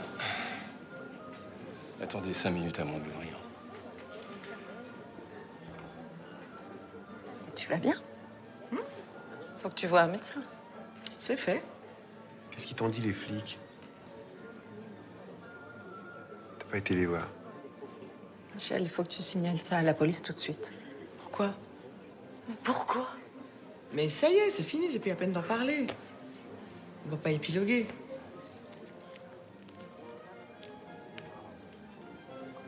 Bon, on commande. Et ouais, l'extrait qu'on vient d'écouter donne le ton du film en fait. Ça pourrait, comme ça, juste à l'audio, avoir l'air un petit peu ridicule, mais osez vous confronter au film et vous allez vite comprendre que c'est quelque chose de bien différent. Donc on suit Michel qui est patronne d'une boîte de jeux vidéo. À la base, dans le roman, je le dis directement, c'était une boîte de cinéma en fait où elle faisait des relectures de scénarios. Ils ont juste changé cet élément pour pas que ce soit trop cinéma centré. Et compagnie. Et un beau jour, chez elle, elle se fait attaquer, violer. Et elle décide, comme l'extrait nous l'a bien montré, de n'en parler à quasiment personne et de continuer à vivre sa vie comme si de rien n'était. Et petit à petit, elle va découvrir qui est son violeur. Et plutôt que de le dénoncer, elle va se mettre à... Comment dire? Une espèce de jeu. Une espèce de jeu malsain avec lui. Où petit à petit elle reprend finalement le contrôle de sa vie, elle qui est en fait la petite fille d'un tueur en série qui sévissait à Nantes, mes amis, à Nantes, c'est dit dans le film. Ça, j'en sais même pas, tu vois. Putain. Et Dupont de Ligonnès. On sait pas s'il y a un rapport, je sais pas, peut-être. Mais en tout cas, toujours est-il que le film est... Moi, c'est un film qui m'a beaucoup surpris. Je l'avais découvert vraiment l'année de sa sortie au cinéma. J'y étais allé justement juste sur la foi que c'était un Paul Verhoeven et que Starship Troopers, Robocop et compagnie. Mais je me suis dit, mais qu'est-ce que c'est que ce film? Qu'est-ce que ça a à voir? Isabelle Huppert dans Starship Troopers. Ça aurait été génial. Isabelle Trooper. Mais du coup, très curieux en fait de débarquer, aller voir ce film. Et puis au bout de 2 minutes, wow, mais qu'est-ce que c'est que ce film? Qu'est-ce que je suis en train de regarder? Je connais tous les acteurs, je connais à peu près les décors, c'est la rue à côté de chez moi plus ou moins, le petit quartier un peu chic et compagnie. Et là où on pourrait avoir un film de type Doute, on se retrouve face à une espèce de bizarrerie, une espèce de... pour moi, c'est la perversion ultime du film de bourgeois français, quoi. C'est vraiment de la même manière que peut l'être le charme discret de la bourgeoisie de Buñuel. Vraiment, c'est un film qui prend tous les clichés de base sur ce que sont la grande bourgeoisie parisienne, les gens qui bouffent tout le temps dans des restos et qui commandent des grandes bouteilles de champagne. Et là, d'un coup, on voit le côté macabre, dégueulasse de ces gens-là, le côté malaisant, ces gens qui font tout pour les apparences et compagnie, qui sous une espèce de côté très chic, bon genre, sont les pires saloperies, quoi. Tout ce qu'ils en sont. Les gens sont amis mais sont pas vraiment amis, ils se font tout le temps des coups tordus les uns les autres. Je trouve que Verhoeven il débarque là-dedans et pareil, encore une fois, il vient pas là pour aborder le truc de manière gentillette, il vient là pour mettre une grande tarte au cinéma français en mode vous avez quand même des acteurs, vous savez pas bien les utiliser, vous pourriez faire des trucs géniaux, mais regardez, je vais vous montrer un peu comment d'un film qui pourrait être très naze, je vais vous en faire un truc, vous vous en souviendrez pendant un bon moment. Et je sais pas si qui que ce soit va me contredire ici, parce que j'ai les petits adjectifs. Concrètement, j'ai 3 adjectifs pour les 3 qui ont vu le film. Le premier, c'est malaise. Le deuxième, c'est claque. Le troisième, c'est trauma. Donc, par quoi je commence? Je vais commencer par... Allez, la claque, Alka. Clac. Ouais. Je l'ai vu qu'une fois celui-là. C'était. Oui, c'est moi qui te l'ai montré. Oui, voilà. Donc c'est un petit moment, mais ouais, je me souviens de la sensation de wow. Il y a un petit peu aussi le côté malaisant, ça, je suis d'accord. Un tout petit peu. Oh putain, avec le jeu machin, tu vois, mais qu'est-ce qu'elle fait et tout machin. Mais par contre, c'est un film que j'avais bien kiffé. D'ailleurs, j'aimerais bien le revoir. Est-ce que c'est pas le meilleur rôle de Laurent Lafitte? J'hésite avec les petits mouchoirs. Salaud. Interdit la carte petit mouchoir. Non, c'est non. Non mais j'avoue qu'il est franchement il est très perturbant quoi. Je trouve qu'il psychologiquement il va il est brut quoi, ouais, c'est ça, il est pas là pour te faire des câlins non, c'est ça, t'es face à des gens très torturés. C'est beau, mais c'est direct, tu rentres dans le truc, tu fais ok. Puis il y a ce côté glaçant, vraiment froid, détaché et tout. La première scène en fait donne le ton, parce que t'as la scène du viol. L'autre, qu'est-ce qu'elle fait? Elle nettoie les débris de son vase, elle va se mettre dans son bain, et le plan est absolument incroyable d'Isabelle Huppert dans son bain avec de la mousse, et sur la mousse, au niveau de ses parties, en surface, t'as du sang, quoi. Et elle est là, détente et tout. Tu te dis, mais qu'est-ce que c'est que cette meuf, quoi? Qui c'est? Et elle est fascinante dès les premiers plans, quoi, en fait. Et plus ça va, plus tu la suis, et puis tu te dis, wow, mais c'est une tarée. Elle est encore plus tarée que les gens qui sont autour d'elle et qui sont eux aussi pourtant complètement tarés, quoi. Clairement, ouais. Alors, on va enchaîner sur le malaise. Le malaise. Voilà, vous n'avez même pas besoin de dire. Le malaise.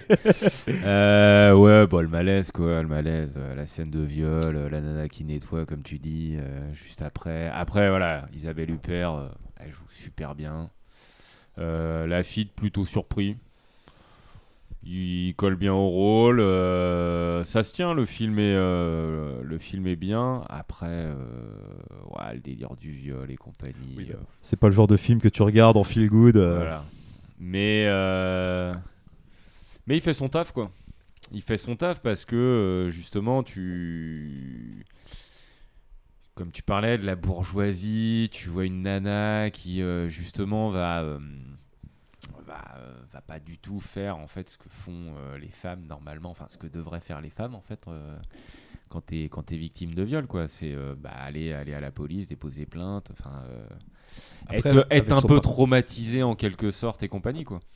Après, il y a son parcours qui fait que justement on te fait comprendre au fur et à mesure du film pourquoi est-ce qu'elle a pas envie d'aller voir la police, quoi. Tu vois la pression que tu subis aussi, tu la ressens. Exactement. C'est ce que j'allais dire, justement, le fait de son père qui était tueur en série et compagnie. Tu vois en fait une nana qui essaye de s'en sortir et qui va qui veut se faire oublier, qui est en quelque sorte maître de son destin et qui va essayer de pas forcément passer à autre chose, mais en fait justement elle va ces étapes là, les différentes étapes par lesquelles elle va passer, elle va découvrir justement qui est son violeur, et là on rentre dans des trucs encore plus malsains, je trouve.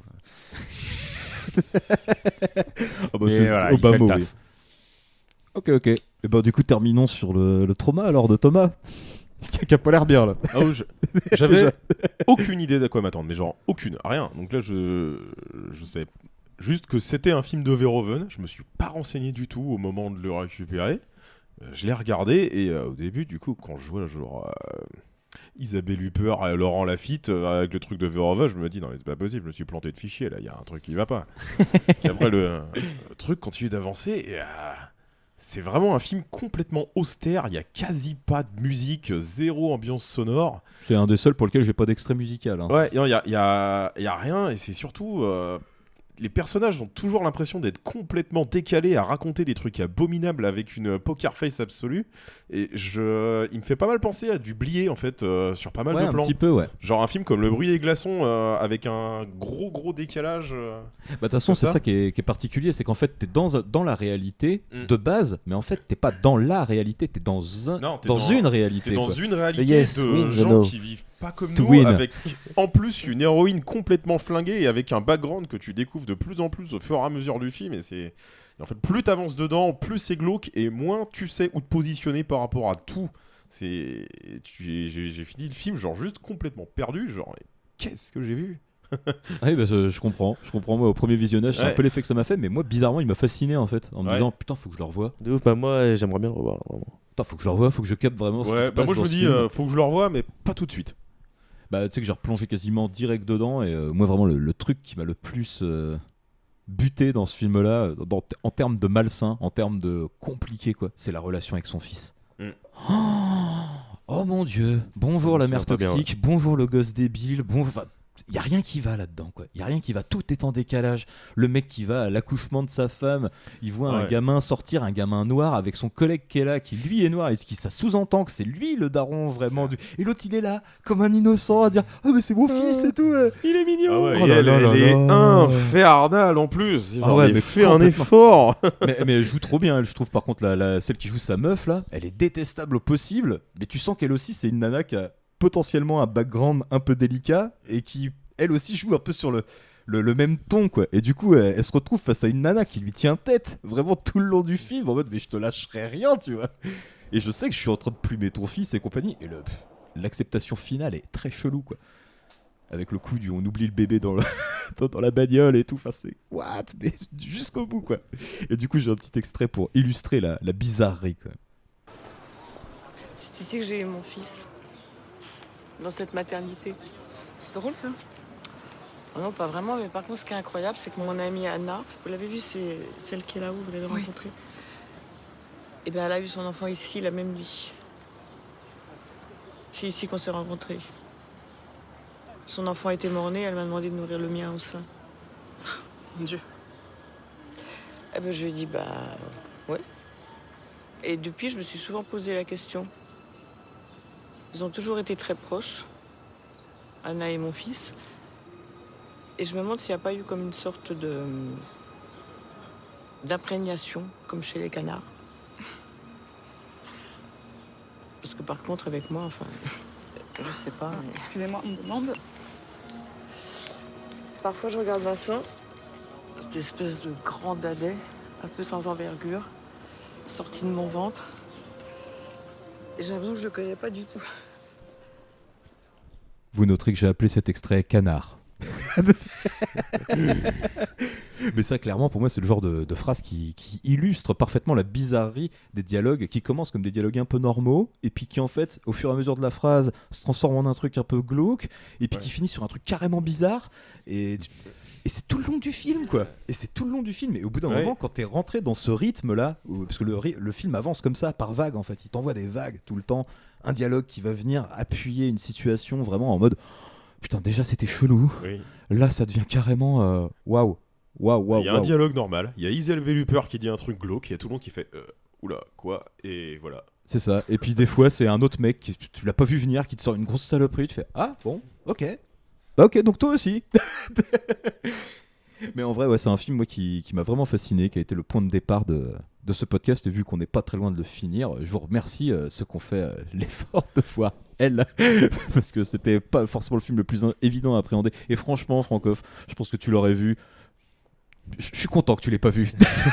En vrai, honnêtement, j'ai envie de le regarder maintenant avec ce que vous avez dit. Et attends d'avoir entendu le dernier extrait. Là, pour le coup, on est sur l'extrait le plus long, mais je vais vous le balancer tel quel. Et là, c'est vraiment, je pense, la scène la plus dérangeante du film. Faut savoir que Isabelle Huppert, là, est en train de parler à la personne qu'elle sait être son violeur. Et je vous envoie l'extrait.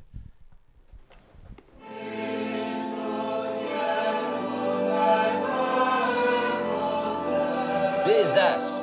Voilà, 2 mots doubles. Un mot double. Non, mais j'ai mieux, les gars, attention. Journée. 64. Attends, je prends. Non, ça fait 70. 70, tu vois. Ah, Et je pardon. Voilà, mesdames. Merci. Non, merci beaucoup.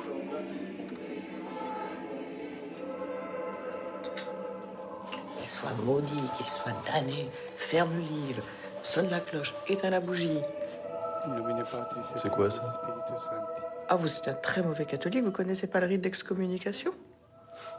Et vous, oui. J'en ai entendu parler, oui. Mon père me faisait toujours le signe de croix comme ça. Avant d'aller à l'école. Il le faisait d'ailleurs à tous les enfants du quartier. Mais il y a des parents qui ont fini par lui demander d'arrêter. Ça peut se comprendre. Oui, enfin, mon père, apparemment, il l'a mal pris. Hein. Il a fait sa tournée ce soir-là. Il a frappé à toutes les portes.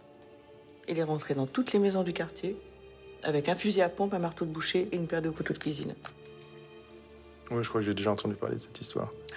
Ah oui, mais vous avez entendu parler des 27 victimes humaines, mais vous n'êtes pas au courant pour les animaux. Bizarrement, on n'en parle jamais. 6 chiens, des chats aussi, Pour une raison qu'on ignore, il a épargné un hamster. Ça s'invente pas.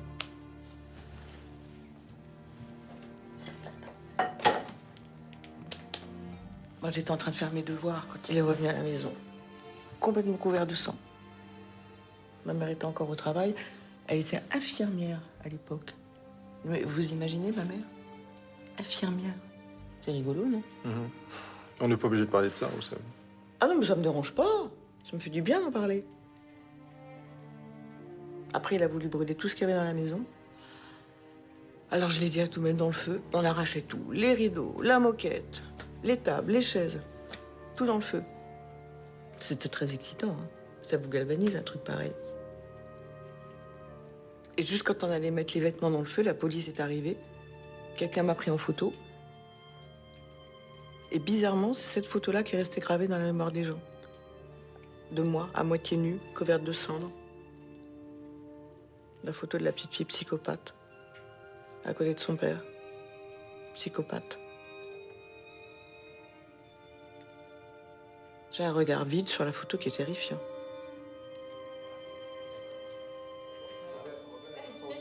Ah. Pas mal, hein? Vous voulez un cognac? Ouais, je veux bien. Je vous le sers dans le même verre. Quelqu'un veut un cognac? Donc bah voilà, hein, Francoff, est-ce que ça te donne encore plus envie de voir le film ou pas? Bah vu que c'était marqué histoire glauque et tout, je m'attendais vraiment à pire. Là ça va, ça... Ouais, dans le contexte du film, tu vois que cette histoire, bah, c'est Ouais. quand même ouf, quoi. Je veux dire, comme je te disais, hein, celle-là, elle parle au mec dont elle sait pertinemment que c'est lui qui l'a violé, quoi. Elle est en train de lui raconter ça dans son salon le soir de Noël, où elle l'a invité, lui et sa femme, sa voisine, qui est jouée par Virginie Efira. Wink wink, on va en parler juste derrière. Ouais, et en plus, c'est un récit qui arrive, mine de rien, assez tard dans le film parce que t'as juste des informations disséminées ci et là, ça et là, comme quoi son père était un tueur en série et que. Là, on est, on a passé la moitié du film, quoi, au moment de ce dialogue. Et franchement, vraiment, moi, Isabelle Huppert, que je connaissais pas nécessairement au moment où j'ai vu le film, entre guillemets, j'avais pas vu beaucoup de films avec elle dedans, bah putain, j'avoue qu'elle m'a assez impressionné en fait dans ce côté. Très froid et compagnie, et Verhoeven lui-même dit qu'en gros il avait envisagé personne d'autre pour jouer le rôle. Et ce qui est drôle, c'est que le mec qui a écrit le bouquin, il a écrit le bouquin en pensant à Isabelle Huppert dans le personnage. Donc du coup tout s'est regroupé en fait pour que ça le fasse, quoi. Et à côté de ça, encore voilà, il y a Laurent Lafitte, il y a des sacrés acteurs. T'as l'acteur chauve de ce film, et on le retrouve aussi dans Black Book en Asie. Dans les deux rôles, il fait très bien le café, comme on dit. Il est très très bien. Et c'est un film qui, bah, concrètement, là, je pense que ça sert plus à rien de parler de budget, sachant que là, on revient sur des films qui sont vachement plus, comment dire, c'est des films faits pour aller à des festivals comme Festival de Cannes, à la Mostra. Bah, là, le budget, c'est le salaire des acteurs et c'est tout. Voilà, c'est ça, quoi. Il y a 8 millions de budget. De toute façon, il n'y a rien, quoi. C'est filmé dans des appartes et tout. Ça n'a rien coûté quasiment. Et ça en rapporte quand même 10. Donc le film reste rentable. Et du coup, Isabelle Huppert déclare que ça a été un vrai plaisir de tourner avec Verhoeven, que c'était un réalisateur que de base elle admirait et que le fait d'avoir bossé avec lui, ça lui a confirmé que c'était un sacré monsieur. Et du coup, bah, pour finir la rétrospective, on va s'arrêter vraiment très rapidement sur Benedetta. Je vous parlais de Virginie Efira juste avant. En fait, Verhoeven, il a plus ou moins un crush artistique sur elle, bien qu'elle ait un tout petit rôle dans elle, quoi. Elle joue un tout petit rôle, elle a quelques répliques. J'aurais pu vous mettre sa réplique, mais elle spoil un petit peu trop ce qui se passe dans le film. Mais elle a une vraie grosse réplique située à la fin du film. Et la réplique est vraiment glaçante. Et là, pour le coup, on revient très très fort sur du réel, quoi. On était vraiment dans ce truc là, vraiment entre réel et imaginaire. Ça, c'est clairement le discours qui est possible en fait chez une nana qui couvre les faits de son mari, quoi. Enfin, c'est horrible. La scène est très très dure, je trouve, en vrai, et elle la joue super bien. Et du coup, bah, Verhoeven est très séduit par ça. Elle, Virginie Efira, on lui propose un premier rôle chez un Verhoeven, autant dire qu'elle a foncé directement sur l'occasion, et ça a donné Benedetta, dont je vous passe le trailer maintenant. J'ai vu Jésus. Il est venu à moi. Je suis son épouse, n'est-ce pas? C'est Jésus qui m'a fait ça. Les stigmates. Jésus-Christ a choisi notre bienheureuse sœur, Santa Benedetta. Benedetta. Vous me trouvez trop prompt à croire à ce miracle? Je pense que vous n'y croyez pas du tout. Prenez-moi! Prenez-moi! Si t'appelles comment? Sœur Benedetta, et toi? Bartholoméa. Je vais y tomber. Sœur Benedetta? C'est Dieu qui a placé cette jeune fille sur ton chemin. Mais il faut qu'elle soit dirigée d'une main de fer que je n'ai pas. Dieu te guidera. Bartholoméa a-t-elle fait quelque chose qui vous ait fâché?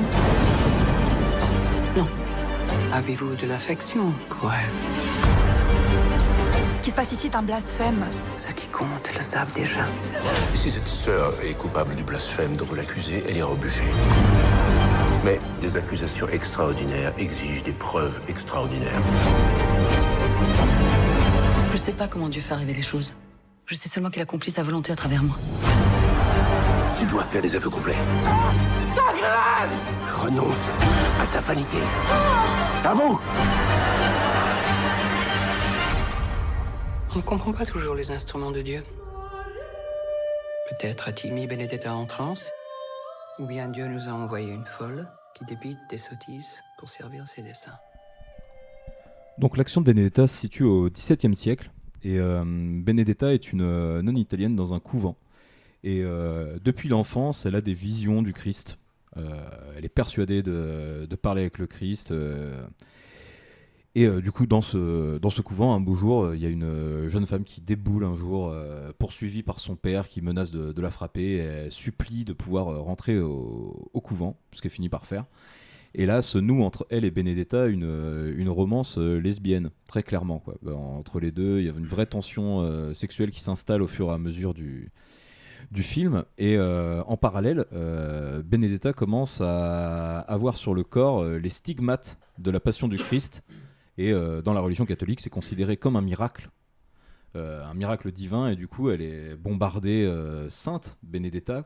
Et sauf que la chef de son couvent, les autorités religieuses ne croient pas du tout au miracle et compagnie, et en plus l'accusent justement d'avoir une relation homosexuelle avec cette jeune nonne qui vient de rentrer au couvent. Et on se retrouve dans une espèce de film sauce médiévale. Ça a beau se passer au XVIIe siècle, ça fait très médiéval, quoi. Ça se passe dans un couvent, des religieuses, presque non-sploitation en fait, quoi. Vraiment, t'as tout ce côté... la religion et le cul qui s'entremêlent, le Jésus qu'elle voit, c'est une espèce de Jésus tout le temps, tu sais, le beau gosse. La peinture de Jésus, quoi, tu vois, vraiment, les cheveux longs et tout, mais hyper vengeur par contre, un mec qui fait la bagarre et puis qui tue les mécréants et les opposants à sa foi et compagnie. Et Fira, là, je pense qu'elle touche, pareil, elle a des chances d'avoir touché le rôle de sa vie, en fait, avec ce film-là. Elle est hyper impressionnante. Elle passe d'un état à l'autre en très très peu de temps sur des scènes et bouffe le truc d'une manière assez incroyable, quoi. C'est vraiment mon petit coup de cœur de ces dernières années, j'avoue. Virginie Efira, hein, pas nécessairement Benedetta. Même si j'aime beaucoup Benedetta. C'est mon Verhoeven. Non, je déconne. Et du coup, bah voilà. Je peux que le recommander. Je sais pas si quelqu'un l'a vu autour de la table. Non. Ouais, moi je l'ai vu. Non. Et du coup, qu'en as-tu pensé, toi, Chico? C'est ma bonne surprise du podcast. Benedetta? Ouais, clairement. Moi, je l'aurais mis à la place de elle, mais bon, voilà, hein, c'est pas mon émission. Donc, oh, c'est notre émission, arrêtez. Monsieur. Non, je rigole. Non, Benedetta, grosse surprise. Et Fira, ouais, moi qui n'étais pas du tout un fan au départ en tant qu'actrice, me surprend de plus en plus. Clairement, c'est la grosse progression de ces dernières années. Non, et puis là, Rampling qui joue la mère supérieure. Rampling est incroyable. Lambert Wilson. Lambert Wilson. C'est Bubon. Voilà. Non, franchement, l'esthétique de Verhoeven que tu retrouves. Il y a un petit côté la chair et le sang, plus abouti en fait au final quand il réfléchit. Non, mais vraiment. Bah, je réalise ça en fait, que Benedetta c'est potentiellement la chair et le sang en mieux. La peste à la fin, mais voilà. Justifiez-vous. Plus abouti. Le délire de la religion et ouais non c'est non franchement une grosse surprise quoi. Ah, il est vraiment bien. Moi je sais que ça avait été pareil une très grosse surprise, mais je l'attendais en plus le film. Il a été repoussé d'1 an à cause du grand C. Paul Verhoeven a eu un problème de hanche également. Oui aussi, ouais. Et du coup, ils voulaient absolument le diffuser à Cannes, et vu que Cannes avait été annulé en 2020, ils l'ont sorti qu'en 2021. Mais ouais, je m'attendais pas à ça, quoi. Je m'attendais à un truc beaucoup plus plan-plan, encore une fois. Mais au bout d'un moment, ça devient lassant de dire ça, parce qu'il y a plein de films sur Verhoeven où tu dis, ouais, je m'attendais à un truc un peu... Puis au final, c'était vraiment plutôt cool. Et comme tu dis, ouais, Rampling, moi je trouve que c'est vraiment aussi le. Waouh, putain, t'as déjà fait je sais pas combien de films ultra classiques, et là tu prends un rôle, mais hyper bien, quoi, l'espèce de mère supérieure là. Ouais, non, elle joue hyper bien, et puis... Tous ces dialogues, ils sont... Waouh. Puis non, ouais, comme tu disais, les montées d'Ephira à des moments dans le couvent qui amènent justement encore plus de tension. Tu ressens... après, tu ressens justement un peu tous les films de Verhoeven. Tu sais, tu peux retrouver justement le côté un peu showgirl avec les nanas justement au cabaret. Tu retrouves un peu cette ambiance en fait chez les nonnes. C'est pas cette compétition, mais parce si carrément, il y a une compétition presque. À qui sera la mieux vue et compagnie. Et ça se retourne en plus contre tous les gens qui essaient justement de se faire mieux voir et compagnie dans tout le film. Dès que quelqu'un essaie de se mettre un petit peu plus haut que machin, et bam, il redescend aussi sec. Je pense à la sœur là qui essaie à un moment de dire oui, moi j'ai vu Benedetta elle-même se faire les stigmates machin, et qui se fait renversé en 3 secondes alors qu'elle dit plus ou moins sa vérité, quoi, tu vois. Ouais, mais bon, non, le conseil le dit. Oui, bah voilà. Lambert a raison. Mais du coup, par contre, ouais, la petite, la petite révélation aussi du film, mine de rien, c'est la jeune actrice qui joue la nana qui rentre au couvent, quoi, justement, Daphné Patakia, dont j'avais noté le nom. Elle est assez impressionnante en fait, parce que ça se voit que c'est une jeune actrice qui débute, et il y a une fausse candeur en fait dans son jeu. T'as l'impression que c'est une jeune ingénue, moi je connais rien et tout. Puis en fait, non. Là, je trouve qu'il y a ce côté justement. Là, on pourrait presque parler comme tu disais, de showgirls, quoi. On est dans ce truc-là. T'as ce côté showgirl, t'as le côté survie, parce qu'au final, elle, c'est la survie qui l'intéresse. Et non, franchement. C'est la survie, et puis la dévotion surtout, quand même. Parce qu'il y a un élément alors, qu'on a. Pas quand même... Benedetta. Hein. Celle qui rentre, elle, c'est vraiment la survie. Tu vois. Elle, c'est la survie, ouais. Benedetta, c'est encore autre chose. Benedetta, non, c'est vraiment. Oui, carrément autre chose. Et c'est un truc qu'on aurait pu aborder largement avant, mais il faut savoir que Paul Verhoeven, en fait, dans sa jeunesse, il a failli devenir prêtre. À un moment, il s'était dit il faut que j'aille dans la religion, machin et compagnie. Et en fait, lui, c'est quelqu'un qui est très intéressé par la vie de Jésus, notamment. Mais qui du coup a été complètement dégoûté de l'aspect clérical, quoi, ce qu'on a fait la religion. Exactement, ce qu'on a fait la religion. Et Robocop en soi, lui-même le dit, il a fait le film parce que c'est l'histoire d'un mec qui meurt puis qui ressuscite pour venir sauver les gens de la ville de Détroit, en l'occurrence, quoi. Et lui, il l'a fait uniquement pour ça. Il a sauvé le scénario de la poubelle pour ça. D'ailleurs, c'est sa femme qui l'a sauvé de la poubelle. Un peu comme Stephen King avec Carrie, quoi. C'est assez drôle à voir, et il a tout le temps en fait dans sa carrière voulu faire une adaptation de la vie de Jésus. Ça a failli se concrétiser pas mal de fois, et apparemment le prochain film qu'il prépare c'est vraiment ça, un film sur la vie de Jésus. Mais en gros il a dit qu'il voulait l'aborder d'une manière contemporaine, la vie de Brian, et que pour lui en fait le Jésus actuel ce serait un jeune Palestinien ou un truc dans le genre, le mec s'aventure sur un terrain. Ah oui. Ouais. On va falloir les trouver, les producteurs là. Là va falloir les trouver, ouais. Mais voilà, en gros, voilà ce qu'annonce Verhoeven pour la suite, fin de sa carrière. Mais après, franchement, s'il termine sur Benedetta, c'est... Ça va, franchement. J'aurais tendance à bien vous le recommander quand même, si vous avez l'occasion de mettre la main dessus. Et donc, voilà, on arrive au bout de la filmo de Verhoeven, les mecs. On va se faire un tout petit point sur les suites des films de Verhoeven. On va parler un peu de Robocop 2 et 3, des Starship Troopers... Oh là là. Pour ton plus grand plaisir, Francoff, il y a un Basic Instinct 2. Si, j'étais au courant de ça. Je l'avais téléchargé, je voulais le regarder, j'avoue, j'ai pas eu le courage. Tu m'étonnes. Donc du coup, on parlera pas de Basic Instinct 2. Mais apparemment, c'est bien dommage. Apparemment, c'est très nul. C'est le même film, mais sans Verhoeven derrière. Ouais. Et c'est un peu le cas de toutes les suites, en fait, quoi, finalement. Ou presque. Parce qu'on va partir, mettons, sur les Robocop, quoi, par exemple. Sur le 2 et le 3. Parce qu'au final, les propos de fond des films sont plus ou moins les mêmes. Ouais. Mais sauf que dans l'application, waouh, c'est plus du tout ça, quoi. Il y a des petits efforts à faire à la réalisation en plus, quand même. Oui, un petit peu, oui. Et Sur bon, la c'est bien, direction après ça, d'acteur. dans les Robocop ça se dégrade, j'ai l'impression, tu vois, au fur et à mesure, tu vois. 2, 3, et puis, Alors que après- Starship Troopers, il y a un rebond, tu vois. Le 2 est vraiment très très mauvais, et puis le 3, tu te dis, oh. Puis Et dans ouais, en fait, c'est un non, nanar, c'est un gros nanar. Le 3 c'est un gros nanar, mais le 2 c'est un cauchemar. C'est un navet. C'est un navet sans nom, le J'ai 2. pas vu le 2, j'ai vu que Par le 3, contre- deuxième partie de soirée sur M6. Par contre, les films d'animation sortis récemment, il y en a 2 qui Ouais, j'en ai sont pris sortis il y a 5-6 ans là. Ça va. Genre, c'est pas Starship Trooper quoi, Ouais. c'est du 7 sur 10 quoi. Ça Ok. va. Bah tu sais, j'en Genre, ai ça va. un qui traîne, Voilà. je pense que je vais me le faire un de Je sais ces plus, quatre. alors, il y a Oui, c'est vrai qu'ils je sont crois pas que mal. c'est, il y a Traitor of Mars et Traitor l'autre, of je sais Mars, plus je crois que comment c'est celui il que j'ai s'appelle. chopé, ouais. Je crois que c'est le tout dernier en date. Enfin, le tout dernier en date est vraiment cool. Celui juste avant, il est sympa. Voilà. Mais le 3 c'est un turbo nanar et c'est rigolo. Moi j'en Oui. peux plus de la scène Oh. de fin avec les meufs qui se mettent à prier, les espèces de giga robots qui débarquent.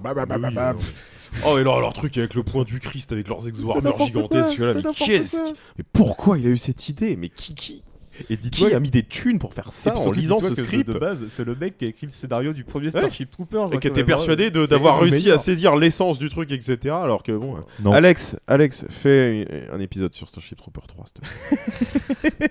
Non mais là il va mourir s'il a détesté le premier, le 3. Il est trop bien, c'est toi qui n'as pas compris. Voilà. Mais du coup, ouais, Robocop 2-3, c'est naze. Les Starship Troopers derrière, c'est quand même plutôt naze. C'est compliqué de passer derrière Polo. Il y a. Ouais. Ah, vas-y. Après, il y a le sujet des remakes.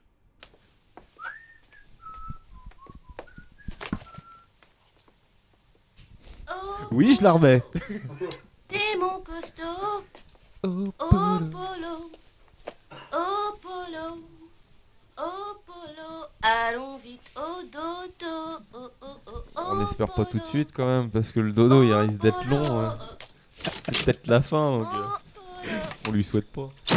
Non. On lui souhaite que le meilleur.